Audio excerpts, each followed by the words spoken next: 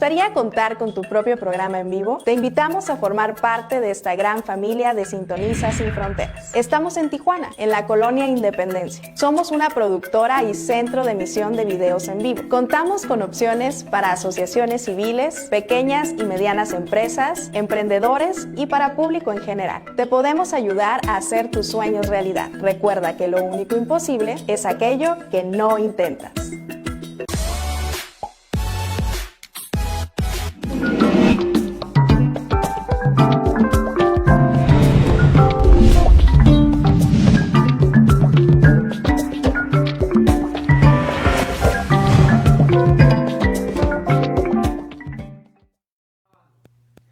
Hola, ¿qué tal? Muy buenas tardes. Mi nombre es Edith Pérez Velázquez, directora de Prooncología y Calidad de Vida, Prooncavi, y este es nuestro programa Prevención en Acción.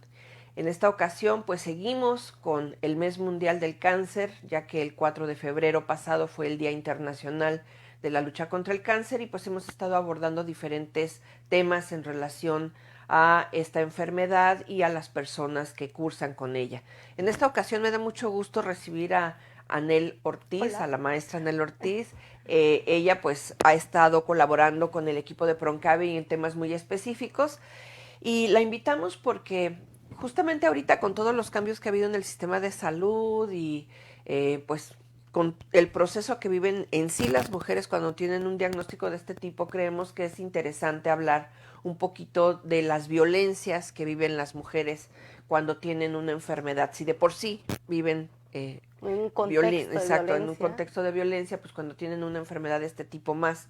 Y sobre todo, pues porque a veces no lo tenemos consciente y damos por natural algunas cosas que pasan en los servicios médicos, en las instituciones y en la propia casa, ¿verdad? Además de que también las pacientes se encuentran en una situación de vulnerabilidad y esto permite pues que su autoestima baje y entonces consideran y aceptan muchas veces este tipo de tratos. Justamente por eso, pues es que te invitamos Muchas y nos gracias. gustaría que nos platicaras primero por qué tenemos que pensar en el tema de violencia o en el tema de violación de derechos cuando estamos hablando de cáncer. Creo que pues la violencia al final de cuentas hoy en día está en cada una de nuestras áreas, pero hablar de pensar sobre las violencias, porque no es un solo tipo de violencia, amplía justamente la posibilidad de detenerlo, ¿no?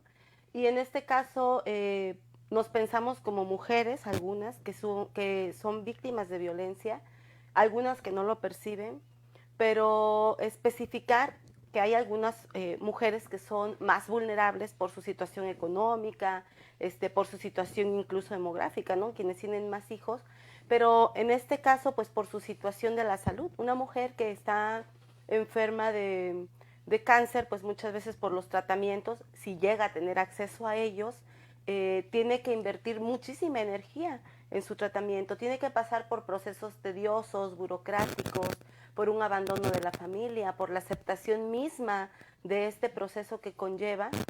Y pues es importante terminar con la violencia que ellas sufren en específico, ¿no? Es decir, pensamos a veces que la violencia viene de un agresor, que puede ser la pareja, pero ¿qué pasa cuando esa agresión directa no es de la pareja? Cuando esa agresión es del conjunto del entorno mismo. O de la pareja más las otras, Más ¿no? las otras allegadas, así es. Que yo creo que eso es el punto de partida. ¿Cuáles son en nuestro contexto las violencias a las que estamos expuestas, las que son comunes, las que ya ni siquiera identificamos? Pues los micromachismos, lo primero que podemos identificar antes que un golpe, antes que una agresión, son actitudes, ¿no? Comentarios que nos minorizan, comentarios que cuando nos interrumpen, cuando nos intentan explicar cosas que ya sabemos, que nos hacen sentir de alguna manera tontas, por así decirlo, ¿no? O no necesariamente que nos hagan sentir, sino que nos hicieran parecer tontas, que necesitamos una explicación más grande. Y esto está en todos los contextos, ¿no? Las mujeres que laboramos, constantemente tenemos que enfrentar este tipo de situaciones en la vida. También hay violencias que dependen de acuerdo a la edad. Por ejemplo, el acoso sexual lo tendrán más, pues desde niñas. Hemos visto que las estadísticas nos hablan de violencia, violación desde los 5 o 6 años, y esto no para, ¿no? Incluso hemos visto las últimas noticias, mujeres mayores de 60 años que han sido violadas, pues como una cuestión y un asunto de poder, pero pues es una violencia que está ahí constante. La otra violencia pues ya sería la física, cuando nos golpean, o en otras ocasiones la humillación pública, las burlas, que incluso nosotras mismas tendemos a violentarnos cuando nos reímos de nuestro cuerpo y no lo aceptamos, por ejemplo, ¿no? Que hacemos chistes de nuestra propia persona, y tiene que ver justamente con la cultura. Así nos han educado, ¿no? A burlarnos, a reírnos de nosotras, de otras incluso, y a tener la falsa idea de que entre mujeres no puede haber amistades reales, no puede haber mujeres líderes, etcétera. Entonces nos cuesta también romper este tipo de estereotipos, este tipo de ideas para poder continuar. Esas serían las violencias a las que estamos pues predispuestas, ¿no? Estas violencias que tienen que ver con el amor romántico, con la idea de la aceptación, de la abnegación. Sí, sí, sí, incluso hemos pasado, hemos transitado por analizar y observar diferentes tipos de violencia, de comportamientos, y hoy también podríamos estar hablando de el tipo de violencia mediática, ¿no? Cómo utilizan nuestros cuerpos para ser exhibidos en la televisión, cómo ponen las villanas en las novelas, etcétera. Cada vez se va ampliando más, y esto es bueno porque una vez que es visible, se acepta, se reconoce y entonces se puede atacar. Fíjate, ahorita de todo esto que nos has comentado, se me vinieron a la mente pues diferentes ejemplos de testimonios que nos han contado mujeres que han tenido el problema de la enfermedad. Primero con los médicos. Uh-huh. En este siglo y en instituciones de aquí, de Tijuana, hemos tenido la referencia de mujeres que van con el oncólogo y el oncólogo les dice, ¿y vienes sola? Sí. ¿Y por qué vienes sola? ¿Dónde está tu marido? No, pues es que no vino, pues entonces no te puedo explicar a ti. Yo necesito que venga tu marido para poderle explicar a él, porque tú no me vas a entender, por ejemplo. Y aquí estarían violentando uno de los derechos de los pacientes, que tiene que ver con la decisión y la información hacia el propio paciente, ¿no? El hecho de ignorar que ella es una persona que sí está enferma, que sí está en una situación vulnerable porque su cuerpo no está al 100%, pero tiene la capacidad de pensar, tiene la capacidad de decidir, tiene la capacidad de asumir si quiere vivir el proceso de su enfermedad sola o en secreto hasta que ella lo considere, y el hecho de que esto lo hagan los médicos pues vulnera su capacidad de decisión, vulnera su derecho a la información clara, y vulnera muchas veces también la cuestión de la confidencialidad que debe de haber entre un médico y un paciente. Pero sobre todo esto que tú dijiste, o sea, tú eres una tarada, aparte estás enferma, a ti no tengo nada que decirte, y si no viene un hombre contigo, pues discúlpame, pero yo no puedo rebajarme a hablar contigo porque eres una mujer. Sí. O sea, prácticamente ese es el mensaje, ¿no? Y hay otro tipo de tratamientos, perdón, voy a sacar aquí a relucir algo, pero el año pasado, en enero, me diagnosticaron quistes. Entonces voy con el médico y me dice que me va a dar un tratamiento hormonal. Efectivamente me lo da, y yo a las semanas me comienzo a sentir muy mal, empiezo a tener muchas migrañas, dolores de cabeza. Y el médico, sin voltearme a ver, así totalmente, me dice, ¿a qué vino, señora? Así como apenas vino hace poco, ¿no? Y le digo, vine porque el tratamiento que me están dando no me cayó mal. Y me dice, eso de que las hormonas caen mal son ideas de señoras que ven novelas. Así me contesta, obviamente, pues yo tengo un carácter, nada más el prejuicio, ¿no? Sí, muy fuerte. No, y aparte, pues que no tome en cuenta mi opinión, claro, porque al final quien está recibiendo el tratamiento soy yo. Mi cuerpo puede reaccionar diferente a la infinidad, claro, de cuerpos, ¿no? Probablemente esté probado, pero siempre hay un 1% ahí que no puede ser bueno, y en este caso a mí no me cayó bien el tratamiento. Digo, yo respondí de una manera, pues igual al mismo insulto que me estaba dando, porque pues tengo la capacidad de hacerlo, pero hay otras mujeres que se quedan pasmadas, y que no saben qué es su derecho, justamente el recibir una atención digna, ¿no? Una atención de calidad, que el médico tiene la obligación de revisarte, de explicarte, de preguntarte, incluso de tocarte preguntándote antes, ¿no? Voy a hacer, explicándote el procedimiento que va a hacer. Y contestando tus dudas. Claro, y aparte pues él tiene que ver la alternativa, porque no hay tratamientos únicos, no hay alternativas. Digo, si ya fuese la única opción, aún así sería mi decisión elegir si continúo con ese tratamiento o si decido mejor dejarlo. Y más ahorita que la medicina está enfocada ya a tratamientos personalizados. ¿Por qué? Porque obviamente pues ningún cuerpo es igual a otro. Pero ¿qué pasa también con esos ejemplos que tenemos de mujeres que viven, por ejemplo, en San Quintín, donde no tienen acceso a servicios de salud, donde las tienen que mandar a Mexicali para sus tratamientos porque no hay otro lugar acreditado para darles radioterapia y que tienen que estar viajando cada semana y estar 5 o 6 días en otra ciudad, si tienen hospedaje, si tienen para el transporte, si tienen para comer, si tienen hijos, si tienen dónde dejar, eso no le importa al sistema y se tienen que referir sin considerar que muchas veces por ese tipo de cuestiones, aunque tenga muy buen pronóstico, va a dejar el tratamiento.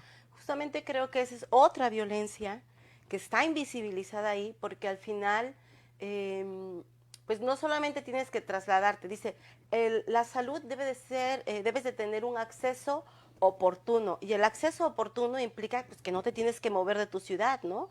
O sea, sí tienes, perdón, voy a hablar del seguro popular, que era antes, sí tienes seguro popular, pero tienes que ir a Tijuana, pero tienes que ir a Mexicali, pero tienes que tener costos, y en estos costos nadie los va a cubrir más que tú. Imagina una mamá, aún con el marido, digo, estos gastos son estratosféricos. El hecho de pagar un transporte, un hospedaje por 5 días en una ciudad que no conoces, ¿quién cuida a tus hijos? Y si eres mamá soltera, y si no tienes ahí quién está, es una violencia invisible perpetrada por el Estado, a partir del Estado. Hay una norma oficial que dice que tienen que darte los tratamientos en el lugar donde tú estás.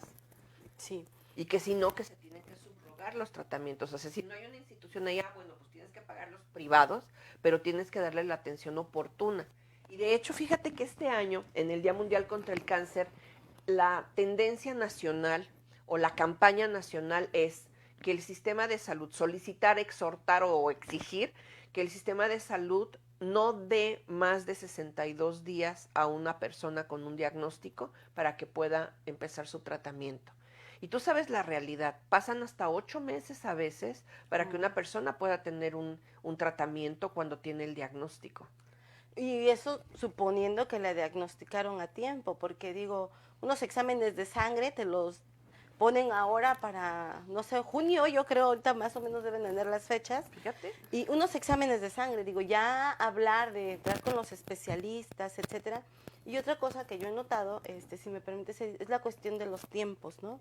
Ahora resulta que todo el mundo está muy puntual. El paciente puede esperar, sintiéndose de la manera en que se sienta, hasta 4 o 3 horas, pero si tú llegas un minuto después de tu hora, si tu cita estaba a 9:15, no importa si te pasan a las 12. Pero si tú llegaste a las 9:16, ya. Nos vemos para el próximo mes o para cuando te vuelvan a dar la cita, sin importar la gravedad. Y bueno, ahorita retomando un poco la cuestión que nos mencionabas de esta salud que debe de ser expedita, y quiero retomar también un poco la parte de las violencias, porque estas mujeres no solamente entonces comienzan a traer pues la cuestión del cáncer, sino que comienzan a acumular una cuestión de angustia psicológica, de angustia económica, y la atención debería ser integral, es decir, no nada más te llevo a que te den la quimioterapia. Claro. Ojalá te llevaran, ¿no? O no nada más viene, sino que deberían de tener un acompañamiento que debería de ser psicológico para que la persona que está enferma pueda procesarlo, porque de alguna manera a veces la enfermedad es tan rápida que no se alcanza ni siquiera a comprender la magnitud de lo que está pasando. De hecho, la semana pasada que vino la doctora Daniela Rodríguez hablaba de cómo es necesario ese soporte integral y ese apoyo psicoemocional. Ella es sexóloga también y decía, bueno, si ni siquiera hay a veces apoyo psicoemocional, no hablemos de la vida sexual de una persona con cáncer, o sea, ni siquiera se contempla, ¿no? Ni en las sanas ni en las que están enfermas.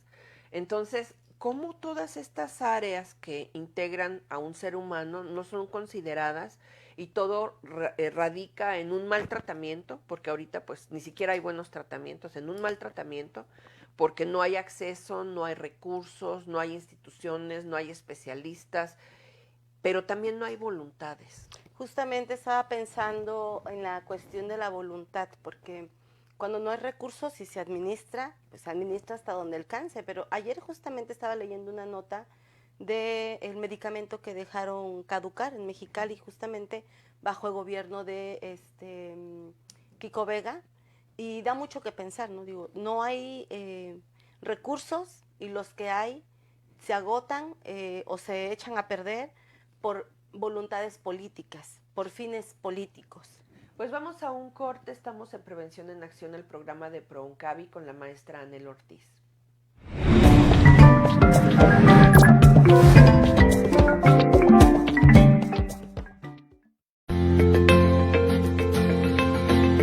Oncotips. Evita el consumo de alimentos ahumados, salados y cocinados directamente al fuego o humo. Los alimentos ahumados pueden contener hidrocarburos policíclicos aromáticos que pueden ser carcinogénicos. La cocción directa produce aminas aromáticas, sustancias que pueden ser también carcinogénicas. En la superficie de todas las carnes ahumadas se acumulan hidrocarburos como el benzopireno, un reconocido cancerígeno.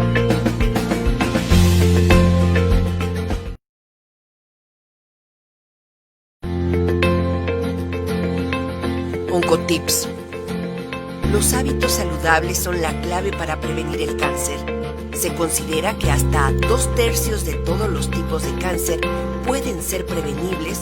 Por ello, mantente tan delgado como te sea posible, dentro de los rangos normales de peso. Haz entre 30 y 60 minutos de actividad física moderada diariamente, como caminar. Evita las bebidas endulzadas y la comida chatarra.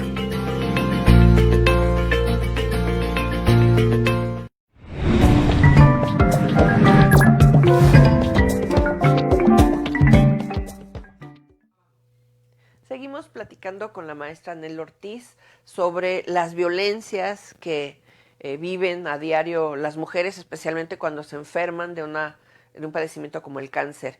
Y estábamos hablando del acceso y de las voluntades, ¿no? Y nos habías comentado de cómo en el gobierno anterior a nivel estatal pues se perdieron muchos recursos de medicamento caducado y no se dieron en su oportunidad a la gente.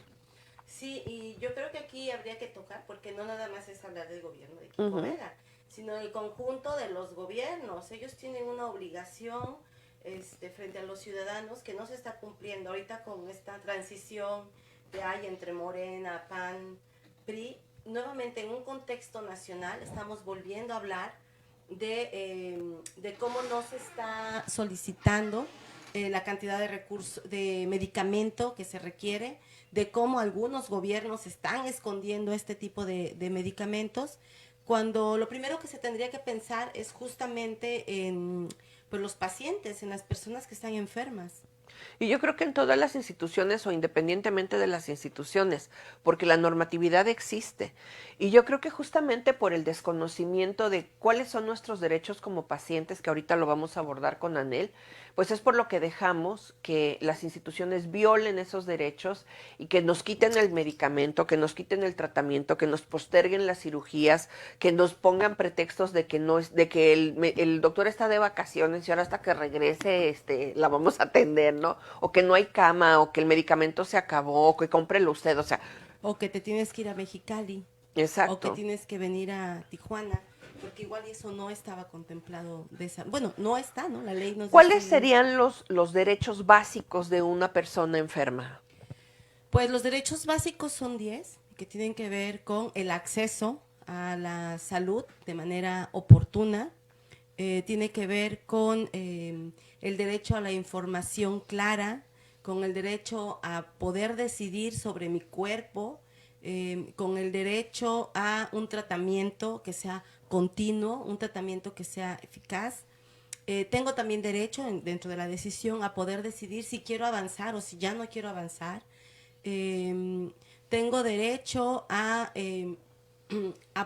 que las instituciones me provean, por así decirlo, el medicamento que yo estoy requiriendo. Sobre todo esta idea que era de Seguro Popular, el INSABI desconozco ciertamente cómo va a funcionar porque también hay muchos huecos ahí, pero se suponía que el cáncer estaba contemplada como una enfermedad catastrófica y esto requería entonces que nos tenían que proveer los medicamentos y todo aquello para que nosotros pudiéramos continuar el tratamiento y nuestra vida. Sin embargo, no fue así, ¿no? Digo, me parece que aquí en el Hospital General habían acondicionado todo, era el cuarto piso el que habían acondicionado para poder dar quimioterapias. Hubo muchísima inversión y de repente desapareció, ¿no? Se la llevaron a Mexicali.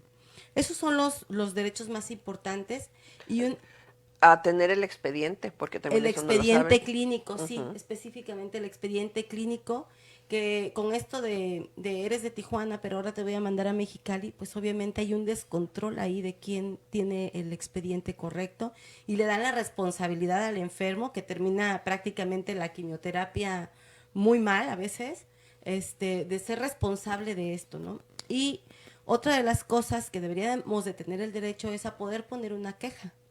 De hecho, es un derecho. Sí. Igual también la consulta de segunda opinión, ¿no? La consulta de segunda que opinión. tú puedas también ir con otro especialista, porque muchas veces no te late el médico que te tocó porque te regaña, no te da la información, no te cae gordo y dudas. Y tienes derecho a buscar a una persona con quien te sientas confiado y feliz, ¿no? Y eso tiene que ver también un poco, Edith, con el empoderamiento de los pacientes, porque cuando pensamos que nos están dando una caridad como podría ser la salud, pues asumimos que así es, pero no lo asumimos como un derecho. ¿Sabes qué nos han dicho? ¿Por qué no levantan quejas, no hay denuncias, no pues cuestionan a los especialistas? Porque tienen miedo de que si lo hacen ya no les van a dar el tratamiento, o si tienen una cirugía los van a matar en el quirófano. O sea, son las dos causas recurrentes por las que la gente no se atreve a hacer valer sus derechos. Imagínate. Sí, pero sí tiene que ver con la cuestión de me están dando y de recibirlo prácticamente como una caridad o una beneficencia del Estado, pero no como la responsabilidad y la obligación que tiene el Estado de poder brindarme los servicios de salud, porque para eso hay un presupuesto y que debería de ser ejercido de manera correcta. O si tú lo estás pagando, como en el IMSS. Así es. O sea, en el IMSS es bien caro el servicio de salud y te lo cobran cada descuento en tu nómina, ¿no? Sí, y la otra cuestión es que muchas personas desconocen el proceso que hay para poder poner una queja. Porque es decir, sí en todos lados podemos poner una queja, pero el proceso es largo, es tedioso, es cansado.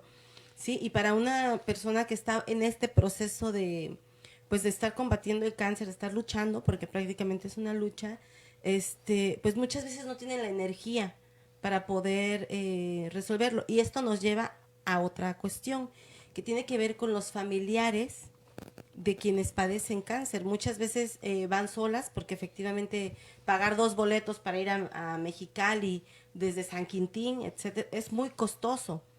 Pero normalmente el proceso es tedioso, tienes que ir en el IMSS, por ejemplo, tienes que ir y llenar una hoja al servicio de información. Ellos deciden si realmente va la queja o si no va la queja. Posteriormente te dan cita si quieres esta segunda opinión, tienes que ir con el director encargado del área, que normalmente siempre está ocupado, y te tienes que esperar ahí desde las 8 hasta las 9, 10, 11, 12 horas en que él llega, porque si está, sobre todo cuando son cuestiones de cirugía, que yo me quejé del médico y entonces tengo miedo de que me vaya a pasar algo en la cirugía, y te piden que vayas y que hables con el director del área de cirugías, y tienes que esperarte ahí horas que muchas veces no dispones, ¿no? Porque ya se te va el camión que salía para Tijuana, o porque ya se te va el camión que va para Mexicali, etcétera, y son procesos muy largos que muchas veces no tienen salida. Hay un centro que es la CONAMET, en donde tú puedes poner una queja aislada, porque estoy hablando de un proceso que es al interior, pero cuando ya no te escuchan ahí, entonces hay que ir a otro lugar. Y aunque es un derecho y sí se puede, realmente es un proceso bastante tortuoso poder llegar ahí.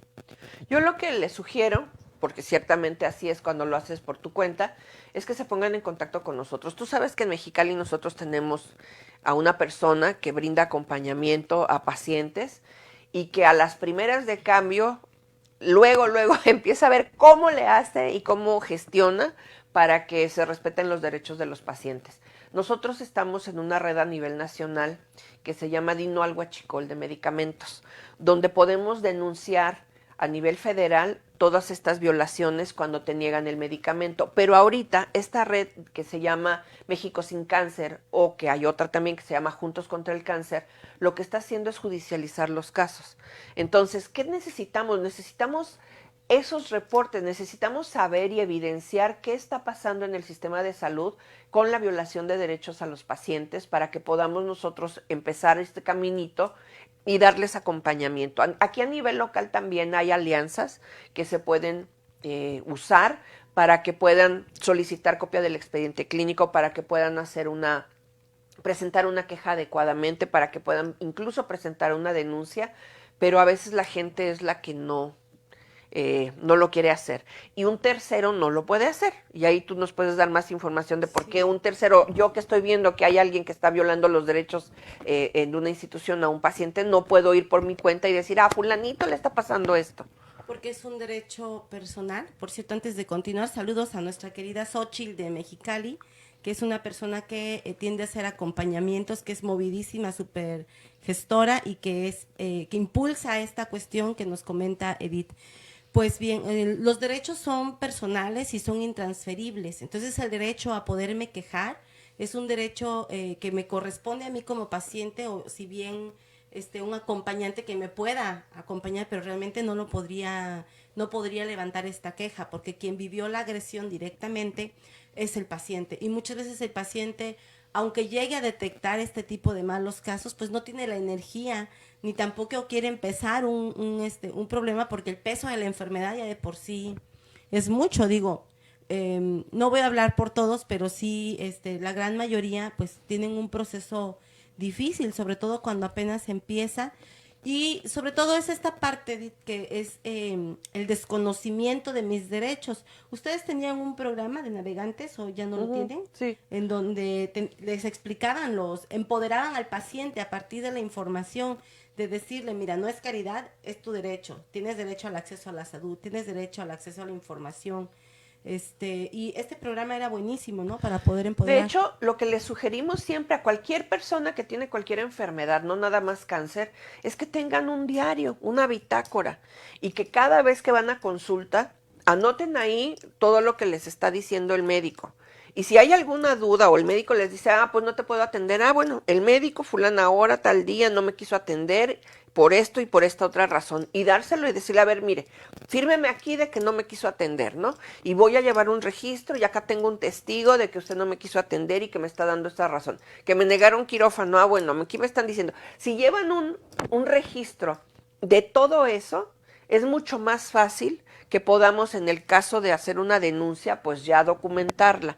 Pero también el personal de salud se va a dar cuenta pues que no estamos en la ignorancia total, ni que nos vamos a seguir dejando, porque a veces también es verdad que depende de la persona que esté ahí, no tanto de la institución. Eso iba a comentar, que cuando les pides ya la firma de no me quieres atender, pues van a pensar dos veces el cambio de actitud, ¿no? A ver, te voy a escuchar aunque sea rápido, pero no voy a firmar algo en donde diga que te estoy negando la atención. Exacto. Prefiero atenderte rápido y tratar de aclararte las dudas, porque ya está mi firma en un documento, ya estoy teniendo evidencia de que me estoy portando, de que no tengo la voluntad de atenderte, ¿no? Porque también es una cuestión de voluntades, hay que decirlo. Entonces, y de ignorancia también del personal de salud, empezando desde la recepcionista, ¿no? Pues creo que es una cuestión de poder del personal de salud, que se saben protegidos de alguna manera y evitan dar la información de manera correcta. Hace poco me pasó ir a una clínica y era así como, uno le hace falta un documento y se lo regresaban. Y ahí venía la pobre señora otra vez. ah, sí, pero es que ahora le falta este otro documento, ¿no? Y no le dan la información completa de todo lo que requiere, ¿no? Es decir, si ya te revisé parte de los documentos, que más me da que yo termine de revisar y que te diga te falta A, B, C y D. Claro. ¿No? Pero no. Y además ese es tu trabajo, ¿no? Claro, para eso estás ahí, esa es tu función ahí. Ujú. Pero justamente esa vez, pues la persona no era dejada y sí, se agarró diciéndole, pero aún así, y esta cuestión que mencionabas del temor, pues sí es cierta, porque al final de cuentas ellos están en posición de vulnerabilidad, es decir, ellos están esperando a ser atendidos y como bien mencionabas, si la persona que está en ventanilla no se le da la gana llamarte, no te llama o te deja hasta el final, ¿no? Y sí es una cuestión de voluntad a veces. De hecho, me acuerdo que hace tiempo en una conferencia que hubo sobre servicio al cliente enfocado a personal de salud de instituciones públicas, el expositor, que es muy centrado en estos temas y además una gran persona, les decía, es que si tú crees que para atender bien a una persona y para dar calidad en el servicio que das, tienes que hacer un gran esfuerzo, estás bien equivocado. ¿Qué es lo que toda la gente espera cuando va al Seguro Social? ¿Cuál es tu mentalidad? Como que te programas porque ya sabes que te van a tratar mal, que te van a hacer esperar, que te van a hacer perder tu tiempo, que aparte a lo mejor ni te atienden, pero sobre todo que van a ser muy groseros contigo en el trato. No esperan que van a tener una atención maravillosa de primer mundo. O sea, ya sabes que si vas a ir al seguro o al hospital general o si vas a ir a una institución de estas, vas a salir chancleado y enojado y a lo mejor sin atención.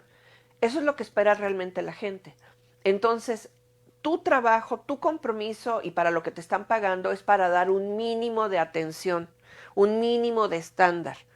Calidad en el servicio implica dar un poquito más, no dar lo que estás acostumbrado a dar. Si saludas a la gente, si le hablas de manera respetuosa, si le resuelves las dudas, que es tu obligación, es suficiente para que la gente se vaya contenta y diga, oye, me atendieron muy bien. Salió uno hasta extrañado cuando... Sí, dices, ¿dónde estoy? Ah, caray, pues ¿qué pasó, no? Pero bueno, vamos a seguir platicando ya en el último segmento que nos queda sobre este tema de los derechos de los pacientes y las violencias que se viven durante una enfermedad. Y pues seguimos aquí con la maestra Anel Ortiz para el cierre de nuestro programa Prevención en Acción. Vamos a una pausa.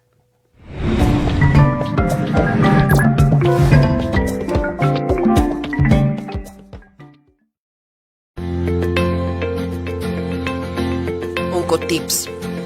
Evita la obesidad en tus hijos desde edades tempranas. En la infancia, la obesidad produce un desarrollo precoz e incompleto de los órganos reproductores, antesala del cáncer de estos órganos.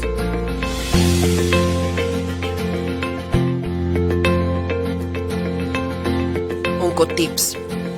Mantén hábitos regulares en cantidad y horarios a lo largo del día y de la vida para las comidas. Además, ingiere suficiente agua a lo largo de todo el día y limita el uso de la sal como condimento.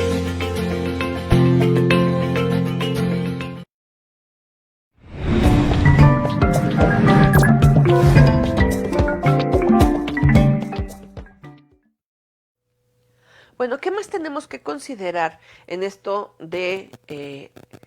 pues, en este mundo, ¿no? de violación de derechos y de cosas que suceden que no nos damos cuenta? Yo creo que los derechos de los pacientes también pasan por la cuestión de los derechos humanos, ¿no? Es decir, nunca debemos de dejar que nos traten como otra cosa que no sea un humano. Y dentro de esto hay muchas, pues que si bien son actitudes, sobre todo del personal. Y quiero hablar de la cuestión de la resiliencia, ¿no? De los pacientes. Muchas veces la cuestión de la resiliencia de los pacientes está determinada también por el trato del médico, por si el médico me está hablando con actitud, pues mira, estos son los resultados, vamos, ¿no? Porque me pueden dar unos resultados muy negativos, pero a lo mejor si el médico me cambia por lo menos el tono de voz, eso puede hacer un cambio en la actitud misma del paciente. Entonces, la resiliencia del enfermo, o de los enfermos, enfermas, tiene que ver muchas veces con las actitudes que el médico toma. Es un poquito más allá de la información. No es nada más que me den la información, sino el cómo me están dando esta información. Porque, pues al final de cuentas son emociones, ¿no? De hecho, fíjate, son tantos ejemplos. Una vez llegó una señora con nosotros llorando, muy triste porque la habían desahuciado y le habían dado hasta tiempo a él. Tú te vas a morir en 2 semanas. O sea, una doctora del IMSS le dijo, yo a ti no te voy a dar tratamiento porque tú ya te vas a morir. Vete a morir a tu casa. ¿Para qué voy a invertir un tratamiento en ti si tú ya no tienes remedio? No vales, ¿no? Aparte. O sea, vete a tu casa a morir. Así le dijo. La señora sigue viva. Y la señora lo que necesitaba era otro tipo de tratamiento. Porque hay de primera línea, de segunda línea, hay de diferentes formas como se pueden atender diferentes problemas de salud de este tipo. Entonces, ese tipo de cosas, ¿qué haces cuando un médico que se supone, o una médica que le tienes confianza y que es el especialista, te manda a tu casa para que te mueras y todavía te dice, pues mira, te vas a morir en 2 meses? O sea, claro, te violenta totalmente, pero aquí es muy muy importante esta cuestión de cómo te lo dicen, porque pues te vas a morir en 2 semanas, mentira.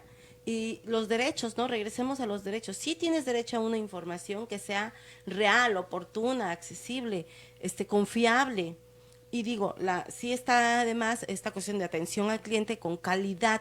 Y la calidad no es nada más la calidad pues del producto que te voy a dar, sino calidez humana en el trato, un trato digno, ¿no? Que te respete, que haga valer a este paciente que está aquí, que lo haga sentir importante, porque el hecho de vete a morir a tu casa, no voy a darte un tratamiento porque es costoso, es decirle al paciente, tú no vales.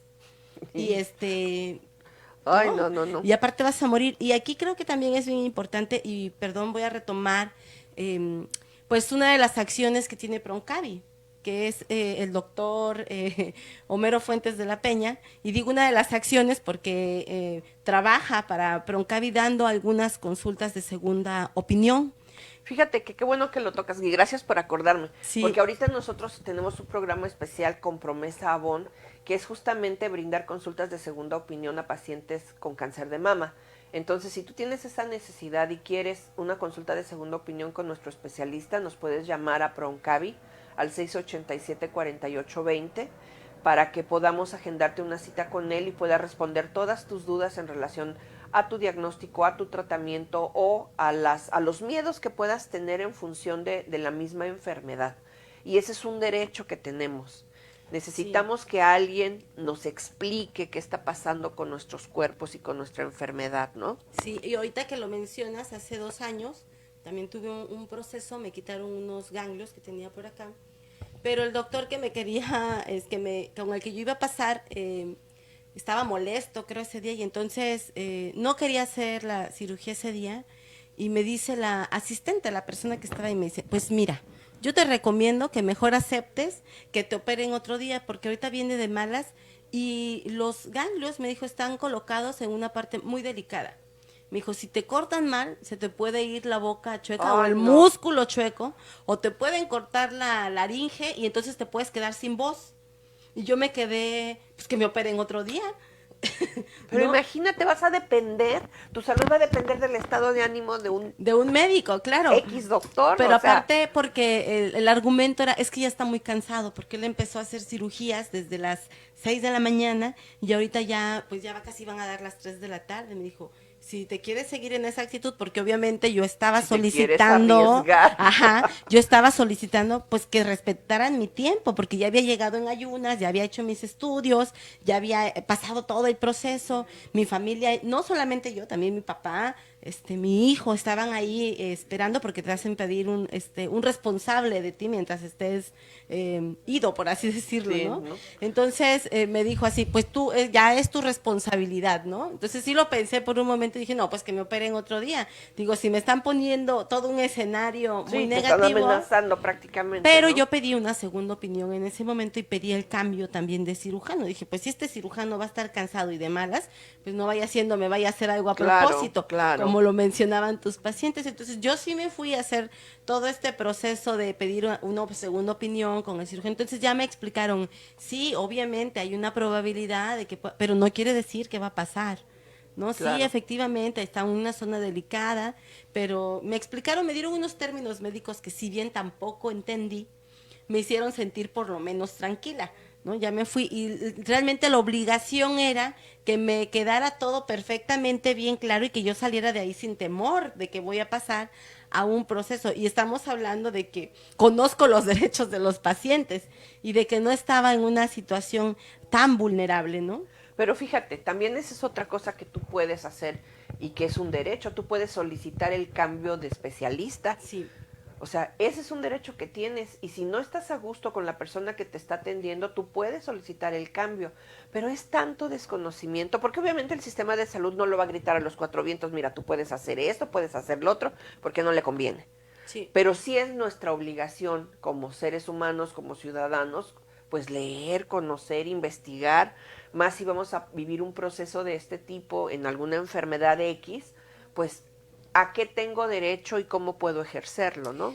Y también es una cuestión de poderes, porque quien puede se va a una clínica privada, ¿no? Y aún así. Y aún así, pero quien no puede, pues ni modo, toca Seguro Popular, ni modo, toca IMSS, ni modo, toca ISSSTE, pues ni modo, ¿no? Porque tampoco es como que sea tan excelente, en menor medida estarán vulnerables, pero esta cuestión, como comentábamos al principio, es una cuestión de empoderar al enfermo, de que conozca sus derechos, de que sepa que en todo momento puede pedir un cambio, una segunda opinión y una información clara. Y un abogado también. También. Porque también pueden pedir un abogado que los represente cuando hay una violación, ¿no? Sí, claro, el proceso, ¿no? Que debe de Claro.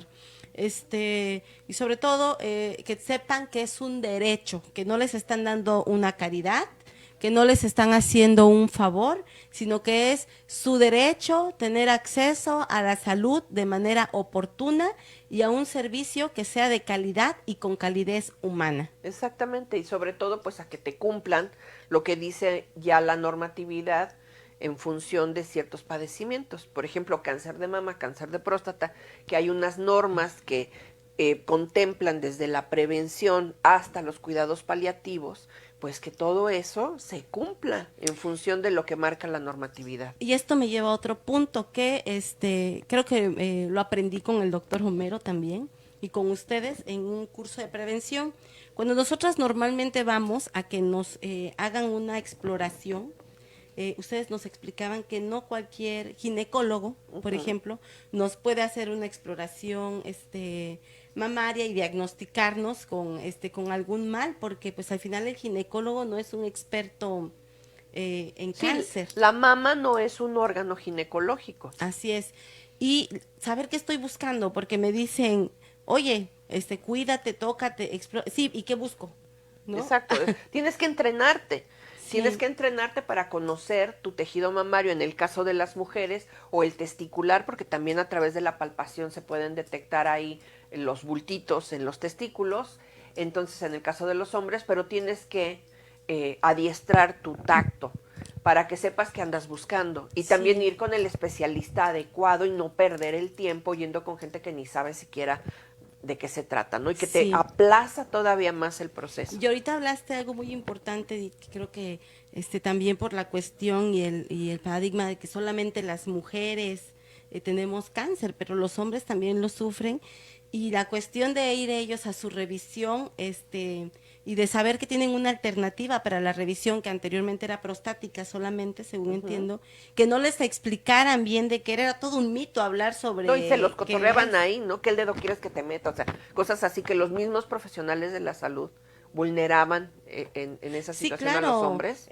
Y que lo siguen haciendo y deben de saber también ellos que su derecho es que les expliquen y que no hagan bromas sobre su Sí, cuerpo. claro, que los respeten. Sobre todo porque también es una cuestión delicada para ellos que entra en la cuestión de su género, en su psique masculina y que se sienten vulnerados, ¿no? Si tú no les das la información correcta, si les explicas cuál va a ser el procedimiento y fuera de eso tiendes a burlarte de algo sensible, pues hace lo que no vayan. Y de hecho ahí también tenemos que hablar de inequidad. porque Sí. en el sistema de salud la mayor parte del recurso se va a las mujeres, pero ¿qué pasa con la salud masculina?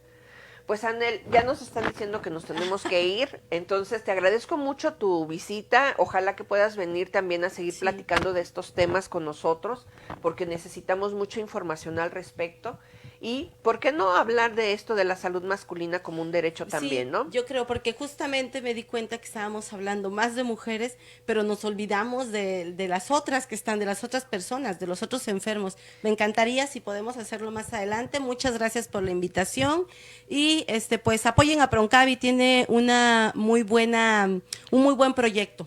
Gracias. Ah, y también de las otras violencias, porque hay que hablar Sí. de violencia simbólica, ¿no? Sí. De cómo con tu imagen, cuando te quitan una mama o cuando tienes algún otro problema, la vida te cambia. O sea, Sí. hay mucho tema que Y tratar hablamos contigo. nuevamente del tratamiento integral, ¿no? Claro. Bueno, pues ni modo, se nos acabó el tiempo. Pues sí, vamos a ya prácticamente al cierre y ahorita me gustaría nada más reiterarles la invitación para Carnaval, porque ya viene Carnaval Fitness. Vamos a tener nuestro evento el 14 de marzo en el Centro de Alto Rendimiento a las 5 de la tarde y ustedes pueden participar y cooperando con una cuota simbólica de 150 pesos, pues nos ayudan a tener nuestros programas en beneficio de nuestros pacientes, así es que los esperamos. 14 de marzo, pues ya prácticamente está a un par de semanas, porque pues ya estamos a 25 de febrero, entonces